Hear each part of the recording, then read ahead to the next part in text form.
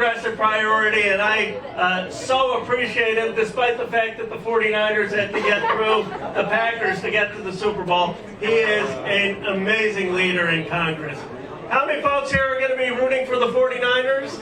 How many for the Packers? Let me just say, we're all united in wanting to elect Bernie Sanders president. So who said Sanders supporters can't be united? We're united. Now, there's one person that we all should be rooting for, Raheem Mostert. You know, his story is the running back for the 49ers. And he was cut from 6 teams in the NFL. Guess what happened? The front offices at the NFL, they didn't believe in him. They underestimated him. They wrote him off. Sound familiar? Yeah. Sound familiar? While the establishment underestimates our man Bernie Sanders, he surges. And the reason Bernie Sanders is surging is he's fighting for a righteous America. And that message is resonating across this country. When Bernie Sanders is president, we're not going to have unconstitutional wars overseas. When Bernie Sanders is president, we're not going to spend $1.8 trillion as a world on military budgets, and we'll use some of those resources to tackle climate change and solve the world's problems. When Bernie Sanders is president, we're not going to have people who have to pay $7,000 in deductibles, $500 every month, just for basic health care. You know all the folks who I'm talking about. We're going to make sure health care is finally a human right, and everyone has single payer. And as John Nichols here will tell you, that's not a new idea. That's not a new idea. We've been fighting for that since Harry Truman. Since Harry Truman and FDR and Jimmy Carter and Ted Kennedy. Bernie Sanders is going to make it a reality and fulfill the vision. And when Bernie Sanders is president, I got to go as long as Jane and Bernie aren't here. So we got we're going to go through all their policies. When Bernie Sanders is president, we're finally going to make sure that we start making an investment in education. Right. Nelson Mandela once said that the most powerful weapon to bring change in the world is education. That's what Bernie Sanders believes. In 2020, the idea that you can't get a post-K through 12 education without going through debt, that we wouldn't make free public college or free vocational school a reality for every American is not just immoral, it's hurting our economy. With Bernie Sanders, we're going to have free public college across this country. Yeah! When they say, how are you going to pay for it? We're going to tell them that instead of putting $120 billion in defense increases, which is what this president has done, where Obama left it, for $120 billion, you could fund free public college everywhere, you could provide every student with lunch, and you could also expand Medicare to include hearing aids and long-term care. That's the America Bernie Sanders is going to fight for. When Bernie Sanders is president, we're going to have a Green New Deal. And let me tell you what that means in Iowa. Let me tell you, Moxie in North Liberty is already creating thousands of jobs, many of them solar panel jobs. Solar panel jobs and wind jobs are the fastest growing profession. When Bernie Sanders is president, we're going to see hundreds of thousands of those jobs across this country. And we're going to see cancer rates come down. People know here, Clinton, Iowa? Anyone from there? Clinton, Iowa, the highest cancer rate in this state. Because they don't have clean air. They don't have clean water. They're near chemical emissions.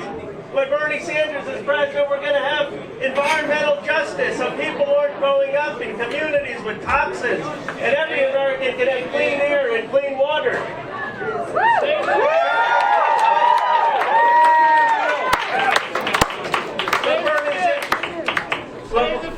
Save the fish, yes. When Bernie Sanders is president, we're going to make sure we invest in young kids before they go to kindergarten. We all know. We know that the biggest investment you can make is in a preschool education, in childcare.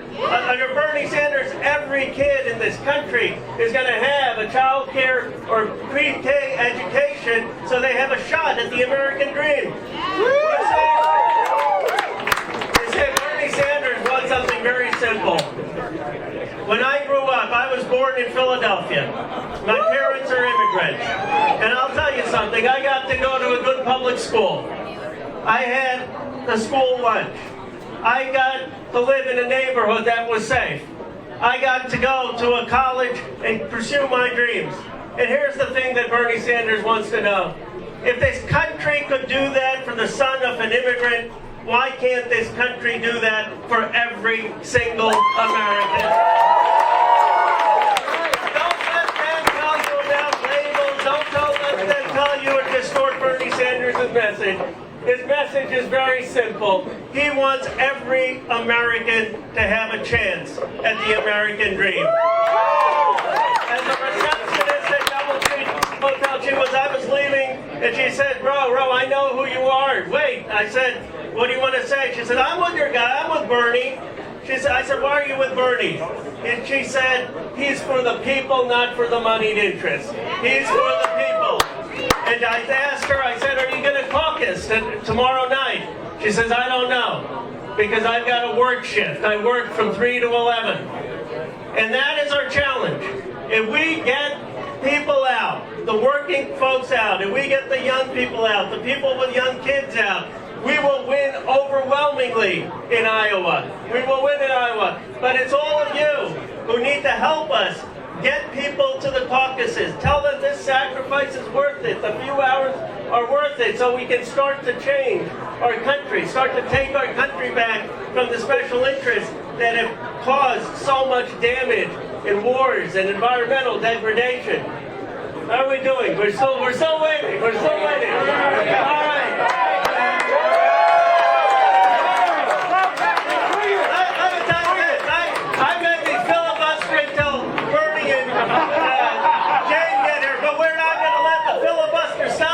Bernie Sanders as president. We're going to pass it through the Senate and through the House to get environmental racial justice. Let me talk again about Bernie Sanders' policies and commitment on issues of race and immigration. Bernie Sanders was arrested. You know that he was arrested. He went to jail to fight for civil rights back in 1960. And he now is fighting for more funding for people in HBCUs, historically black colleges. He's fighting to make sure schools don't get underfunded for places with large minority populations. He's fighting to make sure every teacher in this country gets $60,000 so we can invest in public education again. How many people believe we need to have an investment in public education in this country?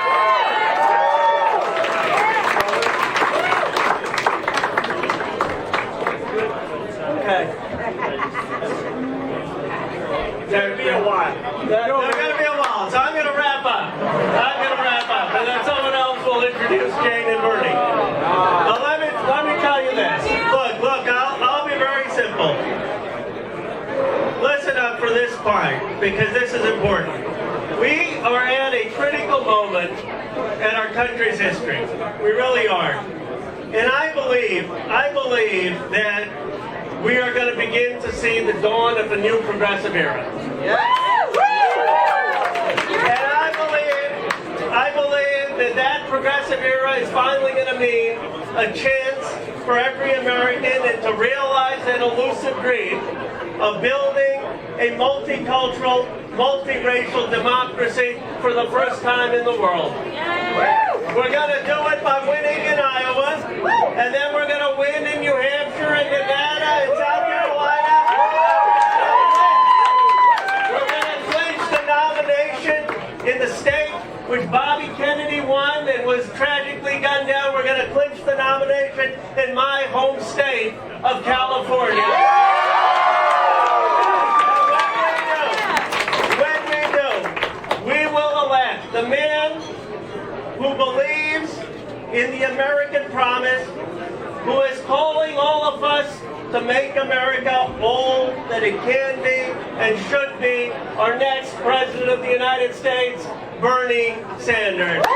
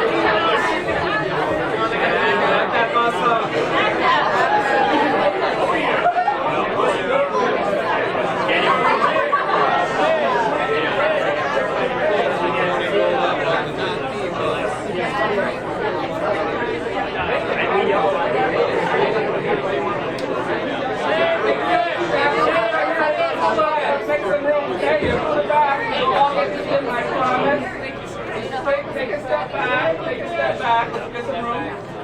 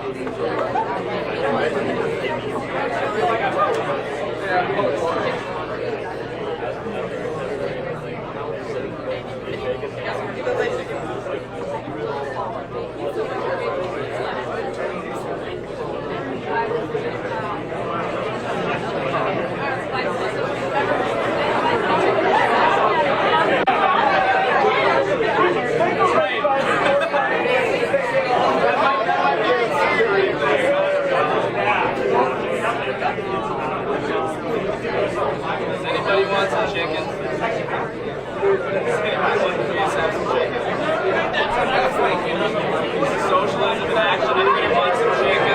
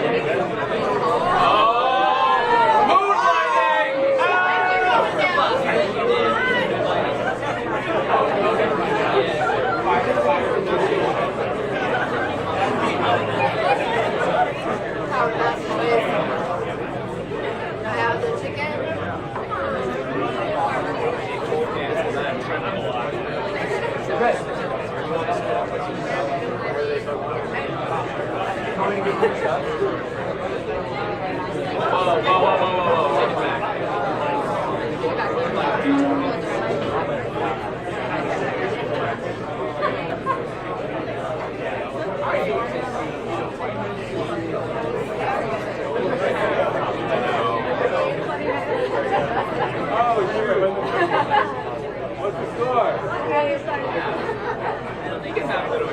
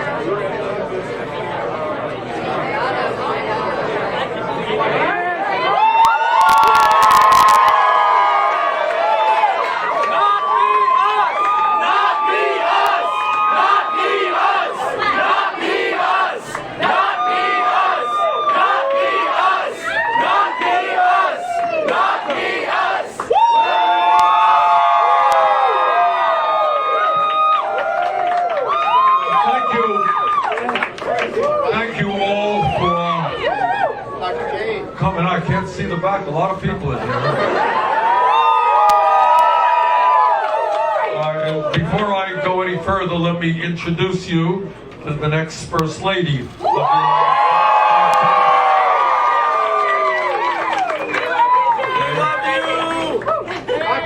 Let me introduce you to the next first grandchildren. My son Dave is here. We got 3 more back east. And we got 4 more grandchildren back east. 5 more? We have another one? I didn't know that. 7 minus 2 is 5. Is that it? Okay. Math is not my strongest. We're going to be on a plane going back to D.C. To be part of the final remarks in the impeachment trial, and then we'll be back here tomorrow. And I just wanted to take this opportunity to very sincerely thank the people of Iowa for your hospitality and for the seriousness in which the people of this state accept their responsibility as the first people who will be voting in the 2020 election. We have done well over 100 events. We have spoken to tens of thousands of people, and I really have been impressed about how serious the people of this state are examining the issues and listening to the candidates, and I thank you all very much for that. I don't have to tell anybody in this room that the 2020 election is the most consequential election, certainly in the modern history in America, and quite possibly in the history of America. I'm not a historian, but that may be the case. And to my mind, this election is about 2 fundamental issues. First, it is absolutely imperative for the future of this country that we defeat the most dangerous president in America.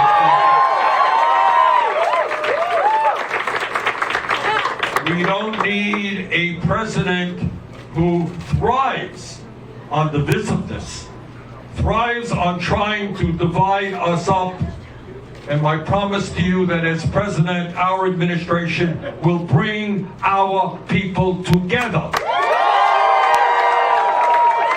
Bring our people together, black and white and Latino, Native American, Asian American, gay or straight. We're going to bring our people together around an agenda that works for all of us, not just the 1%.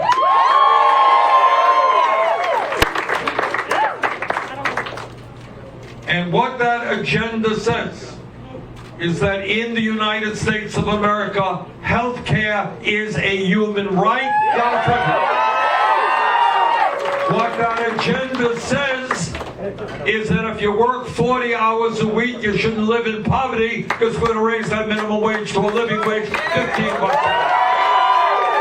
What that agenda says that in the richest country in the history of the world, all of our people who have the ability and the desire should be able to get a higher education regardless of the riches. And what that agenda says is that unlike Donald Trump, we know that climate change is not a hoax. It is an incredibly dangerous reality for our country and the world. And we are prepared to take on the fossil fuel industry and transform our energy system away from fossil fuel to energy efficiency and sustainable energy.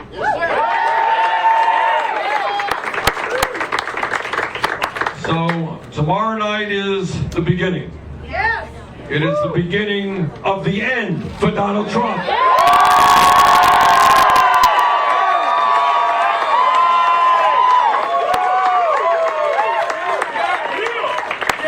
The beginning of the moment when we tell the billionaire class and the 1%, this country belongs to all of us, not just a few.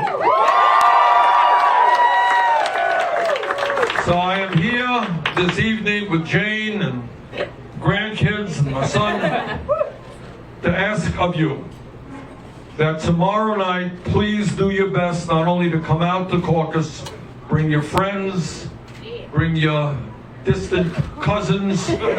Bring those people you haven't talked to in years, you know, and get them out to the caucus. Because here is the simple political truth. And I say this all over the state, and I believe it to be true. If the turnout tomorrow night is low, we're going to lose. If the turnout is high, we're going to win. So our job together is to create the highest turnout in the history of the Iowa caucus.